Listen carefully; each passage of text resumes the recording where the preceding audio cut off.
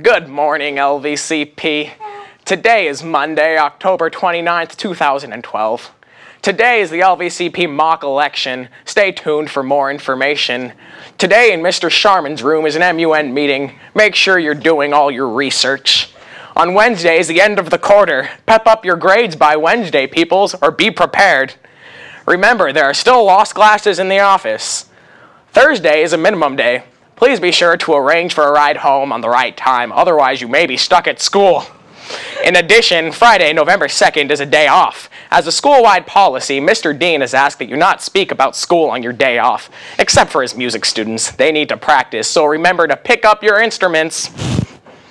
The fall production is preparing to debut November 8th, so mark your calendars.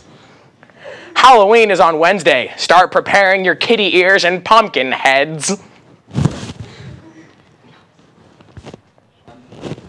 Whoa, boo. Hey, Hawks, trick or treat, happy Halloween.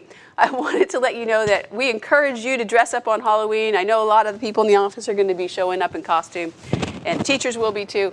So have a great time with Halloween, but do me a favor and remember that there's some specific rules.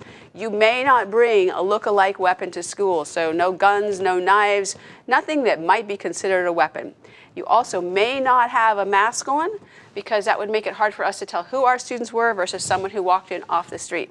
So no weapons, no mask, and basic dress code rules will apply. And while I'll look the other way a little bit, if your clothing is too provocative or shows too much skin, then I'll have to pull you into the office. So have a great day, plan your costumes, and I'll see you on Halloween. Trick or treat.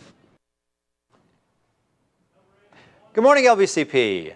You guys know me as a U.S. history teacher, but I'm also a political geek, as my title shows you. I am here to talk about the national elections. This is one of my very favorite times of the year. We have big elections coming up next week, not just for the president, but also electing senators and congresspeople and voting on ballot propositions here in the state of California. So I wanted to tell you a little bit about those and also an opportunity for students to participate. So people will be voting next week, November 6th. Tuesday, November 6th is the big election day. Some people are already voting by absentee ballot or early voting. And students will have an opportunity to vote right now, as in today and tomorrow. So we're going to tell you a little bit about that program. There's a statewide program that will actually record your votes along with votes of high school students all over the state of California. And they'll be publishing later this week who the students of California would like to see elected president, who they'd like to see elected our next senator, as well as how people would vote on these various propositions. There's some very important propositions on the ballot. Two of them actually relate directly to funding of schools, which of course relates directly to your own experience. So what the state of California has allowed us to do is to conduct elections. And so that's what you're going to be doing in advisory. You're going to be talking today about the various candidates and ballot propositions. And then at the end of advisory today or beginning of advisory tomorrow, depending on how your discussion goes, you'll be hopping online and you'll be voting and you'll be part of the tally statewide.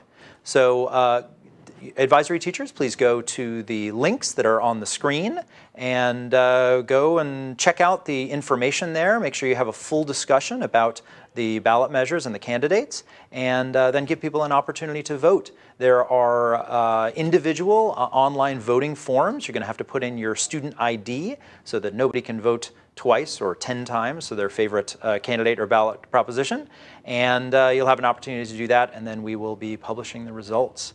Speaking personally, one of the reasons that I went into teaching and teaching history and social studies in particular is because I think everybody should be voting. And those of you who have had history class with me know this is a great passion. And I think it's really wonderful that you guys can participate in this student election, even though you can't vote yet in the national election. I hope what we're building is a habit that will be a lifelong habit for you. So when you can vote, you will take the opportunity and do it every single election as long as you live. So with that, happy discussions and happy voting.